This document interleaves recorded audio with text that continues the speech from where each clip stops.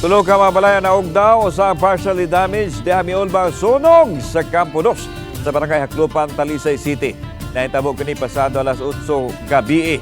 Gisang sunog sa first alarm o na-declare nga fire out alas 9:24 kagabihon.